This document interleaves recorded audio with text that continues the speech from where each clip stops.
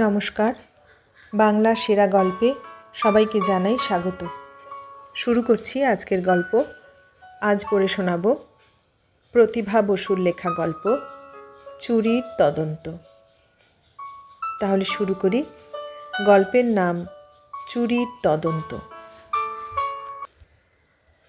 Police এসে নরেনকে কোমরে দড়ি বেঁধে ধরে নিয়ে গেল। নরেন তখন 3 মাইল হেঁটে শিবকালীর হাট থেকে ভীষণ সস্তায় মস্ত এক কাতলা মাছ এনে বড় বঁটিতে কেটে ধুচ্ছিল পরিষ্কার করে। গায়ের ঘাম শুকোয়নি, শুকোবার সময় পায়নি। শুধু তো মাছই না, সারা সপ্তাহের সব রকম তরকারিও এনেছে। কম তো লাগছে না 3 দিন ধরে, আরও 4 দিন এরকম লাগবে। 7 দিন ধরে এখানে একটা মস্ত মেলার আয়োজন হয়েছে। এখানে এরকম হয় বছরে 2 বার। মেলায় গ্রাম গ্রামান্তর থেকে সব জিনিস আসে, আদিবাসীরা নাচে গায়, পুরুলিয়ার ছৌ নৃত্য হয়, মুর্শিদাবাদের গম্ভীরা গান হয়, শত শত বাউল এসে জড়ো হয়। শহরের বাবুরা, বিশেষ করে কলকাতার বাবু বিবিরা ঝাঁক বেঁধে আসে গ্রামীণ সংস্কৃতির পিঠ চাপড়াতে। প্রায় সকলের কাঁধেই ক্যামেরা ঝোলানো থাকে, চোখে কালো চশমা, মুখে হাসির ফোয়ারা। ছেলেদের সঙ্গে মেয়েরা থাকে, মেয়েদের সঙ্গে ছেলেরা। যাত্রা হয়, সার্কাস হয়, চিড়িয়াখানা হয়, সারা রাতের বন্দোবস্ত সব পাকা। পশ্চিমবাংলার এক ঐতিহাসিক গ্রাম এটি। প্রত্নতত্ত্ববিদরা এখানে খনন কার্য চালিয়ে দ্রাবিড় সভ্যতার অনেক নিদর্শন সংগ্রহ করেছেন। অনেক পুঁথির উদ্ধার হয়েছে।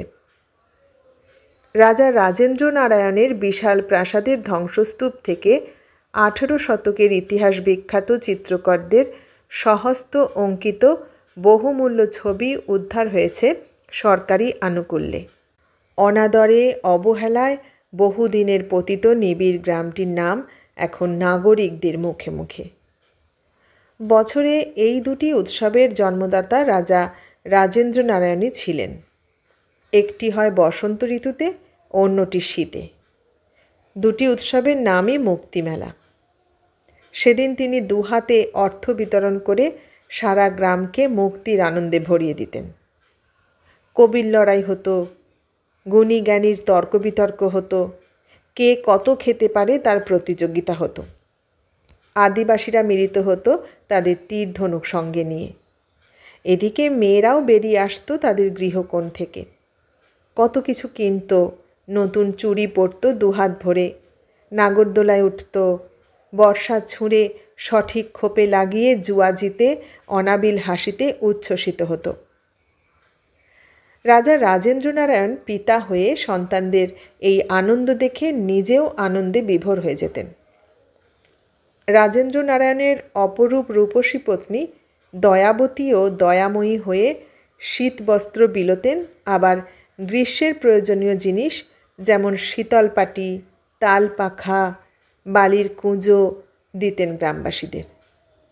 লড়াইতে প্রতিযোগীদের সম্মানপত্র দেওয়া হতো, আর সেই সঙ্গে 500 টাকা। এখন সেই রামও নেই, সেই অযোধ্যাও নেই। আছে তার পল্লবিত গল্প সমুদয়। তবে অনাবিল আনন্দের ফোয়ারা না থাকলেও প্রাসাদের উল্লাসটা আছে। এই উৎসবের আগে গ্রামে অনেক সাময়িক অতিথিশালা তৈরি হয়, হোটেল হয়, খাবার দাবারের দোকান হয়।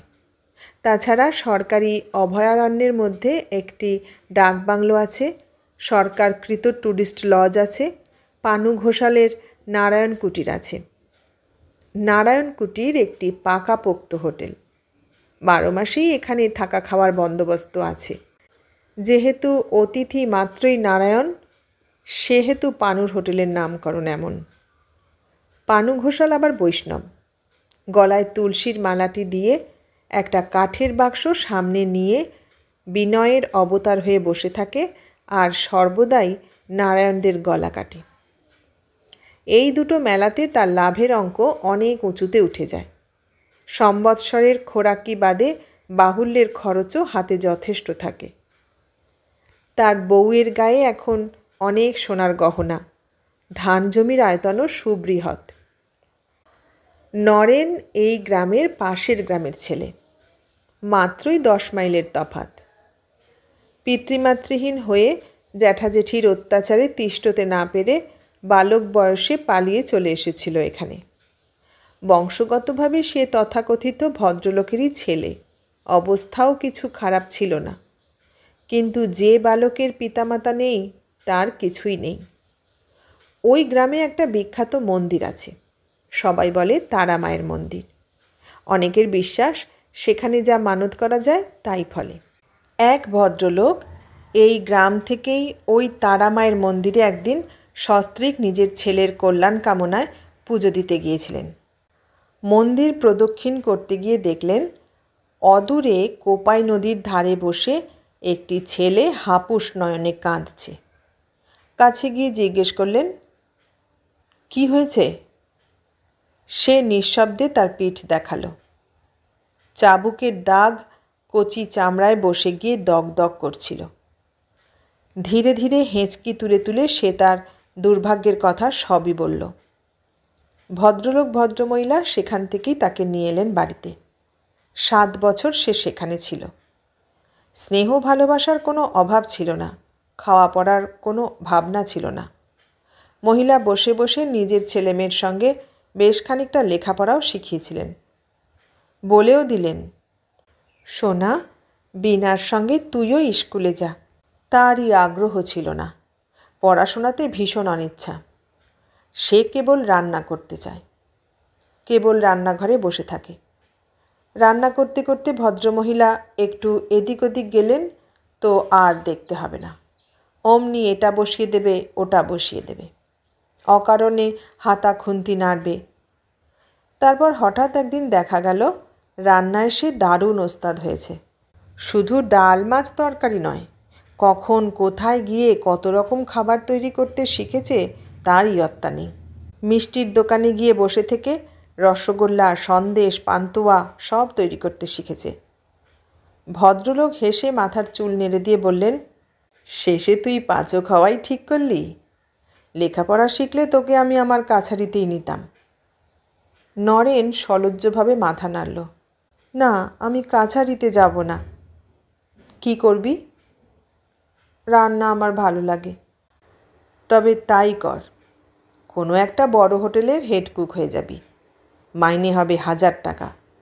জানিস তো, তোর মা যে এত রান্নার বড়াই করেন, বলেন মেয়েরাই রান্না করতে পারে, পুরুষরা পারে না, সেটা একদম ঠিক কথা না। পৃথিবীর সেরা রাঁধিয়ে হচ্ছে পুরুষ। গোয়ান কুকের কত নাম। দেখতে দেখতে কেমন গড়িয়ে গেল 7টা বছর। কোথাও একটু ফাঁকও নেই, ধুলো ময়লাও নেই। একদিনের জন্য একটা ধমক পর্যন্ত খায়নি নরেন। তারপর হঠাৎ একদিন ঘনিয়ে এলো মেঘ। হঠাৎ মারা গেলেন ভদ্রলোক, রাত্রিতে। একসঙ্গে শুয়ে থেকেও স্ত্রী টের পেলেন সকালে। 40 বছর বয়সের জ্বলন্ত স্বাস্থ্য নিয়ে 32 বছরের যুবতী স্ত্রীটিকে 4টি নাবালক নাবালিকার সন্তানসহ একেবারে ভাসিয়ে দিয়ে গেলেন। খবর পেয়ে ছুটে এলো আত্মীয় স্বজনেরা। মহিলার বাবা মাও এলেন, নিয়ে গেলেন মেয়েকে। পাথর হয়ে 17 বছরের নরেন বসে রইল আম গাছতলায়। যাবার সময় মহিলা নরেনের হাত ধরে কাঁদতে কাঁদতে বললেন, বাবা, তুই বড় হয়েছিস, নিজের ভালো নিজে বুঝিস, কুসংসর্গে পড়িস না। জানিস তোর মা সব সময় তোর সঙ্গে আছে, তোর বাবুও তোকে দেখবেন অলক্ষ্যে থেকে। আমি তোকে চিঠি লিখব। নরেন হাঁটুতে মুখ গুঁজে সদ্য মোটা হওয়া গলায় হাউ হাউ করে কাঁদতে লাগল। মা তার হাতে একটা 100 টাকা নোট গুঁজে দিলেন। তারপর কয়েকটা দিন যে কিভাবে কেটেছিল নরেন তা জানে না। আউল বাউল হয়ে যে কোথায় কোথায় ঘুরেছিল কিছুই তার মনে নেই। শেষে প্রাইমারি স্কুলের মাস্টারবাবু তাকে ধরে নিয়ে গিয়ে একটা কাজে ঢুকিয়ে দিলেন। এই মাস্টারবাবু মায়েরই কী রকম ভাই এবং বাবুর বন্ধু, সুতরাং তার মামা বাবু। কাজটা বেশ ভালো, জাদুঘর পরিষ্কার রাখার কাজ। তবে শুনতে যত সহজ কাজ তত সহজ তো নয়ই, বরং রীতিমতো কঠিন। ফাঁকিবাজ হলে অসুবিধা হতো না, কিন্তু সেটা সে শেখেনি। যে দ্বিতীয় পিতামাতার কাছে তার 10 বছর বয়স থেকে 17 বছর বয়স পর্যন্ত কেটেছে, তারা তাকে আদেশ, নির্দেশ, উপদেশ, ভালোবাসা দিয়ে সব সময় সৎপথে চলার আলো দেখিয়েছেন। তা ব্যতীত তার নিজের মধ্যেই একটা তীক্ষ্ণ অনুভূতি ছিল সততার দিকে। মিথ্যা কথা বলতে বা প্রবঞ্চনা করতে ভুলক্রমেও তার হৃদয় সায় দিত না। তার চাকরির শর্ত প্রতিদিন প্রতিটি জিনিস মুছে ঝকঝকে রাখা, ঘরের কোনো কোণেও এক বিন্দু ময়লা জমতে না দেয়া, কোনো ফাঁকে কোনো লোক যেন অলক্ষ্যে ঢুকে না পড়ে এবং কিছু চুরি করে নিয়ে না যায় তা দেখা। এতগুলো শর্ত পালন করতে সে হিমশিম খেয়ে যেত। যিনি সংরক্ষণের ভারপ্রাপ্ত ব্যক্তি, তার এত উৎসাহ বা প্রেম ছিল না যে প্রতিদিন প্রত্যেকটি জিনিস ঠিকমতো মুছেছে কিনা ঘুরে ঘুরে দেখবে। সে মাইনে পায় সরকার থেকে, কাজেই কাজ ঠিকমতো না দেখাই তার কাজ। সে ঘোরে ফেরে, তাস পাশা খেলে, আগন্তুক এলে গম্ভীর ভাব দিয়ে ওস্তাদি করে আর যা জানে না তা বলে। কাজেই তার অধীনস্থ চাকুরিটিও যদি সেভাবে চলে কোনো অসুবিধে নেই, কিন্তু তা সে পারে না। যে কাজের জন্য তাকে মাইনে দেয়া হয়, যে কাজ তার গ্রাসাচ্ছাদনের উপায়, তার সঙ্গে সে লুকোচুরি করতে অক্ষম। ফল এই হলো, আসল কাজেও ফাঁকি দিতে না পারার দরুন বেলা বয়ে যায়, আবার বেআইনিভাবে মনিবের কাজ করতে করতে ও হন্তদন্ত হয়। তার উপরে দায়িত্ব। কে জানে কখন কে ঢোকে কি চুরি করে। অবশ্যই এই সব চুরি করে কার কি মোক্ষলাভ হবে তা সে বুঝতে পারে না। কতগুলো ইট, কাঠ, পাথর বই তো নয়, টাকা পয়সা সোনাদানার মূল্য আছে, এমনকি ভালো কাপড় চোপড়েরও মূল্য আছে, বিক্রি করলেই পয়সা। কিন্তু পুরনো জিনিসের কী মূল্য? অবশ্য তার নিজের কাছে এসবের খুব মূল্য। ইতিহাস শুনতে ভীষণ ভালো লাগে তার। প্রাইমারি স্কুলের মাস্টারবাবু নিশীথ রায় একদিন তাকে সব বলেছেন। এই মূর্তিগুলো বহু বছর পূর্বের। টেরাকোটার কাজ করা এই ইঁটগুলো কেমন করে সংগৃহীত হয়েছে বা কার সময় তৈরি হয়েছে, বাসনগুলো মেদিনীপুরের কোন অঞ্চলে খুঁড়ে পাওয়া গেছে, লোহার ব্যবহার, তামার ব্যবহার কবে থেকে শুরু হয়েছে, কোনগুলো আর্য সভ্যতার নিদর্শন, কোনগুলো দ্রাবিড় সভ্যতার, কোন ছবির কত বয়স, সব বলেছেন তিনি। মনোযোগী ছাত্র পেয়ে উৎসাহের সঙ্গে বলেছেন। নিশীথ রায় সমাজ সংস্কারক, বিদ্যাসাগরের আদর্শে অনুপ্রাণিত। প্রাইমারি স্কুলে স্বইচ্ছায় মাস্টারি করেন। শিশুরা একতাল মাটি, গড়তে পিটতে সুবিধে, যা বড় হয়ে গেলে পারা যায় না। অতএব তিনি শিশু শিক্ষক। এই মাইনের সঙ্গে কয়েকটা টিউশনির মাইনে মিলিয়ে চলে যায় দিন। নিরক্ষরতা দূর করো নীতিতে বিশ্বাসী তিনি। কাজেই একটি অবৈতনিক নাইট স্কুলও খুলেছেন কৈবর্তপাড়ায়। বিবাহ করেননি, বিশেষ কোনো বন্ধনও নেই সংসারে। প্রায় সন্ন্যাসীর জীবনযাপন করে নির্মল আনন্দে দিন কাটান। নরেন এই মানুষটাকে ভক্তি করে, ভালোবাসে। তার কাছ থেকে সব জেনে শুনে জাদুঘরের জিনিসগুলোর প্রতি অপরিসীম মমতা বোধ করে। শত সহস্র বছর আগেকার জীবনযাপনের ছবি দেখে মনে মনে। এখানেও সে 7 বছর চাকরি করল, কিন্তু ছোট একটা ঘটনায় অপমানিত হয়ে ছেড়ে দিল। একদিন সকালে যখন সে দরজাটা খোলা রেখে কাজ করছিল, হঠাৎ তার মনিবের অল্প বয়সী ভাইপো ঢুকে পড়ল ঘরে। এসেছে কাল রাত্রে, বলছে এমনিই বেড়াতে এসেছে, মাত্রই একদিন থাকবে। নরেন কোণের দিকে বসে কাজ করছিল। প্রথমটায় বুঝতে পারেনি। হঠাৎ টুক করে একটা আওয়াজ হতেই চমকে উঠে দাঁড়ালো। দাঁড়িয়েই দেখল প্রায় 500 বছর আগেকার একটি পাথরের মূর্তি নিয়ে সেই ছেলেটি দ্রুত বেরিয়ে যাচ্ছে ঘর থেকে। অবাক হয়ে নরেন বলল, এ কি, ওটা নিয়ে আপনি কোথায় যাচ্ছেন? আপনার কাকা আমাকে বকবেন। ছেলেটা একটু দাঁড়িয়ে থেকে বলল, কত চাও? নরেন অবাক হয়ে বলল, কি কত চাই?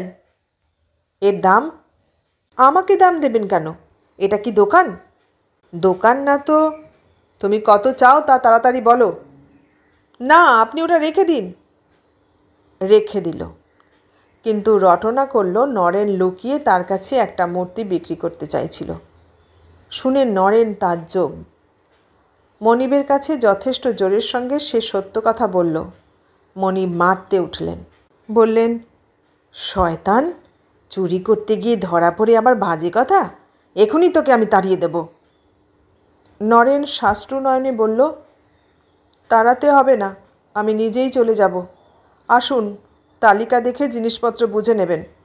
নেবই তো, ভাবছিস অমনি অমনি ছেড়ে দেব? বলে গায়ে শার্ট গলিয়ে বেরিয়ে গেলেন। ফিরে এসে বললেন, ঠিক আছে, এবার তোকে ক্ষমা করে দিলাম। মনে রাখিস, আবার যদি কোনো বেচাল ব্যবহার দেখি জুতিয়ে পিঠের ছাল তুলে দেব। আসলে নরেনের মতো ওরকম একজন কর্মিষ্ঠ, বাধ্য, ভদ্র, বিনীত লোককে তিনি তাড়াতে চাননি। হয়তো সন্দেহও করেননি। ভাইপোকে কতদূর চেনেন কে জানে। মোট কথা, এত বড় গর্হিত অপরাধীকেও চাকরি থেকে বরখাস্ত না করে তিনি উদারতা দেখালেন। কিন্তু নরেনই আর থাকতে চাইল না। সে বুঝে ফেলল, একবার যখন এই বিপদ ঘটেছে এবং এরকম মিথ্যা কলঙ্কে কলঙ্কিত হয়েছে, তার পরিণাম কখনোই ভালো হবে না। ভাইপো যে আসবে না আবার কে জানে। নিশীথ রায়ের কাছে এসে প্রায় কান্নায় ভেঙে পড়ল। মামাবাবু, আপনি আমাকে অতি দুঃখের দিনে এই কাজটা দিয়ে বাঁচিয়ে দিয়েছিলেন। বিনোদবাবুর ব্যবহার আমার ভালো লাগেনি। যেহেতু তিনিই আমার ঠিক উপরের মনিব আর এই জাদুঘরের ইনচার্জ, তাই সবই মেনে নিয়েছিলাম। তিনি আমাকে দিয়ে নিজের সংসারের সব কাজ করাতেন।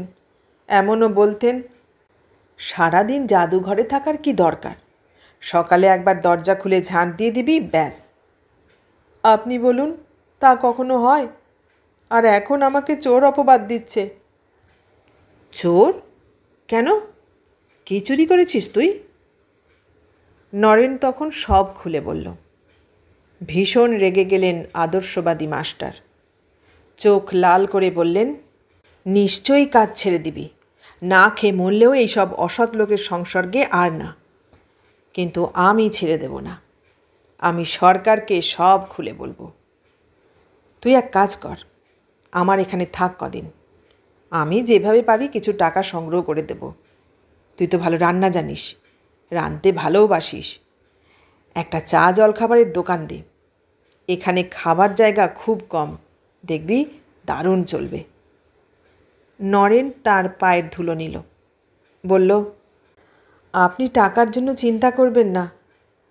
আমার মাইনে তো মন্দ ছিল না, ওদিকে খরচও বেশি ছিল না, তাই অনেকটা জমে গেছে। যা বলছেন মনোপুত হয়েছে আমার। আমিও ওরকম কিছু ভাবছিলাম। রিক্সা স্ট্যান্ডের কাছাকাছি যদি একটা ঘর পাই, বসে যাব। হ্যাঁ, খুব ভালো। আমি তোকে খদ্দের জুটিয়ে দেব, তোর কিছু ভাবনা নেই। টাকাটা নরেন আসলে বিয়ের খরচের জন্যই জমিয়েছিল। সেজন্য অনেক কৃচ্ছ সাধন করতে হয়েছে, অনেক শখের সুখের খরচ কাটতে হয়েছে। এমনকি কয়েক মাস হলো সে বিড়ি সিগারেট পর্যন্ত খাচ্ছে না। ইন্দু তার গ্রামের মেয়ে। ওর বাবার জমি জায়গা অনেক আছে, রীতিমতো বর্ধিষ্ণু। ওর দাদা একসময় এখানকার ছাত্র ছিল। স্কুল ফাইনাল পাশ করে এখানেই রেজিস্ট্রারের আপিসে একটা ভালো কাজ পেয়ে গেছে। বিয়ে করে ঘর নিয়ে এখানেই আছে। ইন্দু বছরের বেশিরভাগ সময়টাই এসে দাদা বৌদির কাছে থাকে। ইন্দুর দাদা লক্ষণ অনেক সময় আপিসের অনেক কাজে এই জাদুঘরের ভদ্রলোকটির কাছে চিঠিপত্র, ফাইল ইত্যাদি নিয়ে আসে। বাচ্চা বয়সের চেনা মানুষ নরেনের সঙ্গে আলাপ করে যায়। নিজের বাড়িতে থাকে, এই সূত্রেই ইন্দুর সঙ্গে আলাপটা অনেক দিন চোখে চোখেই ছিল। এখন সেটা গভীর প্রেমে পর্যবসিত হয়েছে। নরেন 17 পেরিয়ে 18তে জাদুঘরের কাজে ঢুকেছিল। 20 পেরিয়ে 21-এ ইন্দুকে প্রথম দেখেছিল। এখন 23 পেরিয়ে 24-এ পৌঁছে মনস্থির করেছে তাকে বিয়ে করবে। ইন্দু অবস্থাপন্ন ঘরের মেয়ে, 10 অবধি পড়েছে, দেখতে সুশ্রী, আর সে একটা চালচুলোহীন, স্বজনহীন গরিব মানুষ।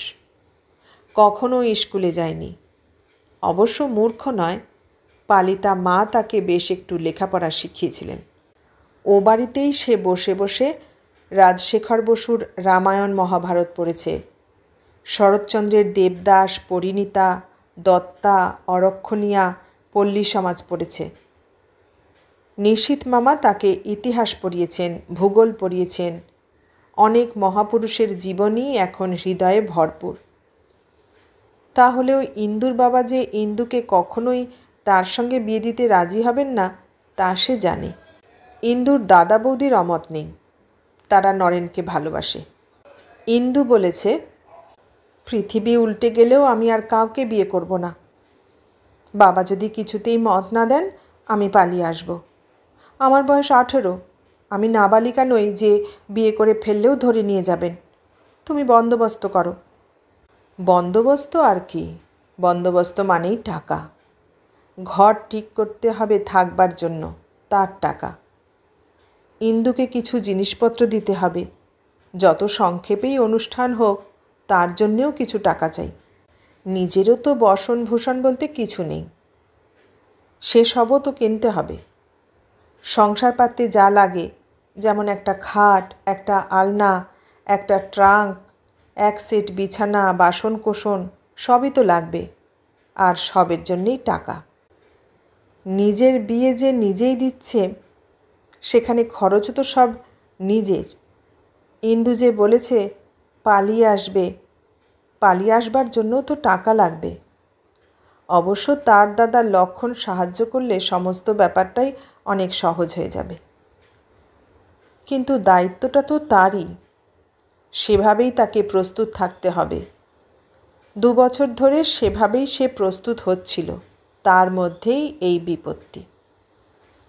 লক্ষণ বলল, মাথা গরম করে সরকারি চাকরিটা ছেড়ে দিয়ে কি ভালো করলে? নরেন বলল, কি করব বলো, শেষে যদি একদিন সত্যি কিছু চুরি যায় ধরবে তো আমাকেই।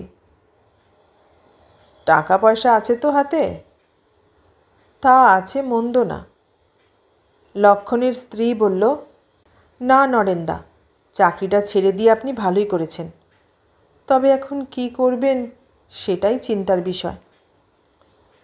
এই চিন্তাটাই মামাবাবুর পরামর্শে এবং সহায়তায় সে কাজে লাগলো।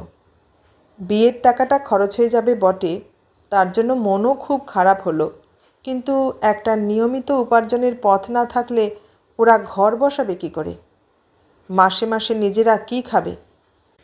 কিন্তু মা লক্ষ্মী তাদের দয়া করলেন। মাত্র 6 মাসের মধ্যে দোকান এমন রমরমা হয়ে উঠল যে একা সামলানো দায়। দোকান দিয়েছিল বসন্ত ঋতুর মুক্তিমেলার আগে, এখন শীত ঋতুর মুক্তিমেলা। এখন তার রেস্তোরাঁ শুধু চা, কেক, বিস্কুটের রেস্তোরাঁই নয়, চপ, কাটলেট, রাইস কারি যা চাইবে তা পাবে। আবার ওদিকে ভিয়েন বসিয়ে অর্ডার মতো রসগোল্লা, পান্তুয়া, দরবেশও তৈরি হয়। 6 মাসে সে 9খানা বিয়ের অর্ডার পেয়েছে। দোকান বড় করে ফেলেছে। পিছনের পতিত জমিটা ভাড়া নিয়ে পরিষ্কার করে খাপড়ার বেড়া দিয়ে, মাথায় শনের চাল দিয়ে, টুল বেঞ্চি পেতে দিব্যি খাওয়ার বন্দোবস্ত করে ফেলেছে। লোকেরা বসেও খায়, আবার অনেক গৃহস্থের পরিচারক বা পরিচারিকারা এসে নিয়েও যায়। এরা সব মাসিক কিস্তিতে বাঁধা খরিদ্দার। সবাই জানে নরেন ভেজাল খাবার দেয় না, গলা কাটে না, তাই বাড়ির হাঙ্গামা তুলে দিয়ে এখান থেকেই তৈরি আহার্য সংগ্রহ করে। রান্না নরেন সত্যিই খুব ভালো করে, যা রাঁধে তাই অমৃত। সে নিরামিষই হোক আর আমিষই হোক, তেল মশলায় জবজবে করে না। 2 জন সাহায্যকারী রেখেছে, কিন্তু তাদের হাতে রান্না সে ছাড়ে না। এখন কেউ নরেনের চায়ের দোকান বলে না, বলে নরেনের হোটেল। একদিন এসে ইন্দুর বাবা হোটেলে খেয়ে হোটেলের মালিককে দেখে আয়ের পরিমাপ চিন্তা করে বেশ খুশি হয়ে চলে গেলেন। ছেলেকে বললেন, সম্বন্ধটা মন্দ আনোনি, একদিন বন্দোবস্ত করে মেয়ে দেখিয়ে দাও, পছন্দ করলে হয়ে যেতে পারে। মেয়ে দেখিয়ে দাও, কথাটা শুনে লক্ষণের বউ মুখে কাপড় চাপা দিয়ে হাসছিল। লক্ষণ বিনীতভাবে বলল, আপনি যখন বলছেন তখন একদিন নরেনকে আমি ধরে আনবই। ওই আনাটাই কঠিন কি না? এখন বিয়েই করতে চায় না, বলে সময় কোথায়। সম্বন্ধ তো ঝাঁকে ঝাঁকে আসছে, ওরই মত হয় না। মাস্টারবাবু আছেন, ওই যে নিশীথ মাস্টার, দেশের কাজ করেন, একবার তো গিয়েছিলেন আমাদের গায়ে, সভা হলো, বক্তৃতা দিলেন, মনে নেই? হ্যাঁ হ্যাঁ, মনে পড়েছে। চশমা চোখে ফর্সা ভদ্রলোক, চমৎকার মানুষ। দয়াল অধিকারীর বাড়িতে উঠেছিলেন। ওই মাস্টারবাবুই হচ্ছেন ওর আসল অভিভাবক। আমি তাকে ধরেই ওকে রাজি করাবো, আপনি ভাববেন না। ইন্দুর বিয়েটা আমার হাতেই ছেড়ে দিন, বরং বিন্দুর জন্য দেখুন, তাহলে আগামী ফাল্গুনেই দু বোনের একসঙ্গে হয়ে যাবে। সে মন্দ বলনি, ছেলেটির বাবাকেও তো আমি চিনতাম, খুব ভালো লোক ছিল। মায়েরও খুব সুনাম ছিল শ্বশুরবাড়িতে। কীভাবে কলেরায় মারা গেল দুজন, ইস! তখন এই ছেলে তো এইটুকু। বাবা চলে গেলে বাড়িতে হাসির ফোয়ারা বয়ে গেল। অসময়ে ধরে আনা হলো নরেনকে। বলা হলো, মেয়ে দেখতে হবে তোমাকে, বাবার আদেশ। নরেনও চৌকিতে আসন পিড়ি হয়ে বসে বলল, নিয়ে এসো মেয়ে, আমি নিভৃতে কথা বলে দেখতে চাই, এবং সেজন্য 2 ঘণ্টা সময় আমাকে দিতে হবে। 2 ঘণ্টা নয়, লক্ষণের স্ত্রী সেদিন ভাবি নন্দাইকে সারা দুপুরই আটকে রাখল। তারপর খাওয়া দাওয়া, আমোদ আহ্লাদ, সুখে ভরা দিনটি পাখা মেলে উড়ে গেল। সেটা ছিল পৌষ মাস।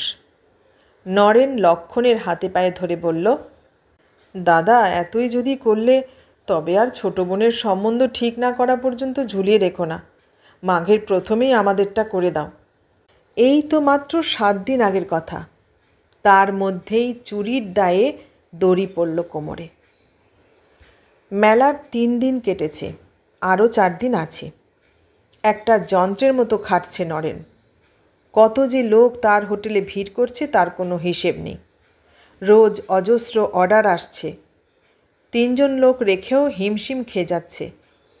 তার রান্নার শখ খুব ভালোভাবেই মিটছে, নাম হয়েছে খুব। সবাই বলে নরেনের মতো সুস্বাদু ভোজন কোনো হোটেল দিতে পারে না। নিখুঁত রান্না, উচ্চমানের খাদ্যবস্তু অন্য কোনোখানে অসম্ভব। নরেনের উৎসাহেরও অন্ত নেই। মুঠো ভরা টাকা আসছে, সেজন্য নয়, আনন্দ উৎসাহের মূল কারণ সাফল্য আর স্বাধীনতার সুখ। সে শুনছিল 15 দিন আগে জাদুঘরে নাকি একটা মস্ত চুরি ধরা পড়েছে। বেশ কিছু মূল্যবান ছবি এবং মূর্তি চুরি গেছে, যার দাম সব মিলিয়ে প্রায় 2 লক্ষ টাকা। নরেন মনে মনে ভেবেছে, ভাগ্যিস আমি আগেই পালিয়ে এসেছি, না হলে আমাকেই হয়তো ধরিয়ে দিত। যে রক্ষক, তার ঘরেই যখন ভক্ষক এসে বাসা বেঁধেছে, তখন সাধ্য হতো না তাকে ঠেকানো। ওই ভাইপো তো এর মধ্যে আরও 2 বার এসে ঘুরে গেল। এবার তো প্রায় 5-6 জনে মিলে এসেছিল। তার হোটেলে এসে খেয়ে গেল, দাম দিল না, উপরন্তু নিজেদের জিনিসপত্রগুলো 2 রাত্রির জন্য রেখে গেল। পরের দায়িত্ব নিয়ে মরে শেষে। তার হলো ভাঙা ঘর, বেড়া কেটে চোর আসতে কতক্ষণ। তাই যতক্ষণ না নিয়ে গেল ততক্ষণ তার চিন্তায় ঘুম আসে না। হঠাৎ পরশু এসে পুলিশ তছনছ করল বাড়ি। পুলিশের কুকুরটা এসে যে জায়গায় জিনিসগুলো ছিল শুঁকতে লাগলো জায়গাটা, আর আজ তাকে ধরে নিয়ে গেল। থানায় গিয়ে নরেন শুনল জিনিসগুলো নাকি সেই চুরি করেছে। জাদুঘরের ইনচার্জ বিনোদবাবু পুলিশে যা ডায়েরি করেছেন তা হচ্ছে এই যে, নরেন্দ্রচন্দ্র রায় নামক যে লোকটি আগে কাজ করছিল সে সৎলোক ছিল না। প্রথম দিকে বিশ্বাস উৎপাদন করে শেষের দিকে নানা রকম সন্দেহজনক আচরণ করায় তিনি তাকে তাড়িয়ে দিয়েছেন। তার বিশ্বাস এ কর্ম নরেনেরই।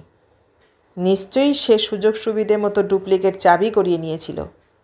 এখন মেলার ডামাডোলের মধ্যে যখন সব বাড়িতে বাইরে থেকে লোক এসে অতিথি হয়েছে, সেই সুযোগে কার্য সমাধা করেছে। তাছাড়া একটা কপটদক্ষহীন গরিব ছেলে কি করে এত বড় হোটেলের মালিক হলো? টাকা পেল কোথায়? সেই ডায়েরি অনুসারে পুলিশ এসেছে তার ঘর তল্লাশি করতে এবং কুকুর নিয়ে এসেছে। কুকুর এসেই ছুটে গেছে ঘরের পশ্চিম কোণে, যেখানে বিনোদবাবুর ভাইপো তার জিনিসগুলো রেখে গিয়েছিল। তখন পুলিশের প্রত্যয় হয়েছে যে বিনোদবাবুর নালিশ অযথা নয়, তার ভিত্তি যথেষ্ট বিশ্বাসযোগ্য। নরেন বড়লোকও নয়, জ্ঞানীগুণীও নয়। তার এমন কোনো আত্মীয় বা স্বজনও নেই যে তার হয়ে কেউ লড়াই করবে বা মানহানি আনবে। একমাত্র নিশীথ মাস্টারই ছুটে গেলেন থানায়। থানায় বড়বাবুর সঙ্গে দেখা করলেন, অনেক ধরাপড়া করলেন। এই চুরির যোগসাজশও যে অনেক দিন ধরেই চলেছে বললেন। বিনোদবাবু যে ওকে তাড়াননি, ও যে নিজেই এই অন্যায়ের প্রতিবাদে কাজ ছেড়েছে তাও বললেন। কিন্তু কাকস্য পরিবেদনা। একটা পাগল লোক, 1 পয়সা যার ঘুষ দেবার মুরদ নেই, তার কথায় কে কান দেবে? তাছাড়া এই ব্যাপারে জড়িত এমন কয়েকজন সম্মানিত ব্যক্তির নাম তিনি উল্লেখ করেছিলেন যে পুলিশ প্রায় তাঁকেই ধরে এই অবস্থা। তারও উপরে একদিন রাত্রে যখন কৈবর্তপাড়ার বয়স্ক শিক্ষা সমিতির শিক্ষকতা করে ফিরছিলেন, নির্জন মাঠ পার হওয়ার সময়ে মুখোশ পরা কয়েকটা লোক অন্ধকারে তাকে খুব মারল। সারা রাত সেখানেই তিনি পড়েছিলেন। পরের দিন সকালে অতি কষ্টে বাড়ি ফিরে শয্যাশায়ী হলেন। নরেনও রেহাই পেল না। বেশ কিছু সাক্ষী প্রমাণের ভিত্তিতে কোর্টের বিচারে তার জেল হয়ে গেল। জাদুঘরের ইনচার্জ বিনোদবাবুর বদান্যতায় এবং চেষ্টায় 7 মাস সশ্রমের জায়গায় 5 মাস হলো। সকলে তাকে ধন্য ধন্য করতে লাগল। চোর নরেনের হোটেলটাও তিনি পরম উদারতার সঙ্গে রক্ষণাবেক্ষণের ব্যবস্থা করলেন, সেই ভাইপোকে এনে ম্যানেজার করে বসিয়ে দিয়ে। তার জন্যেও লোকেরা তাকে কম সাধুবাদ দিল না। এতক্ষণ শুনলেন প্রতিভা বসুর লেখা গল্প চুরির তদন্ত। কেমন লাগলো গল্পটা? ভালো লাগলে লাইক, কমেন্ট, শেয়ার করবেন। আর নতুন বন্ধু হলে সাবস্ক্রাইব করার অনুরোধ রইল। সবাইকে অনেক ধন্যবাদ জানিয়ে আজ এখানেই শেষ করলাম।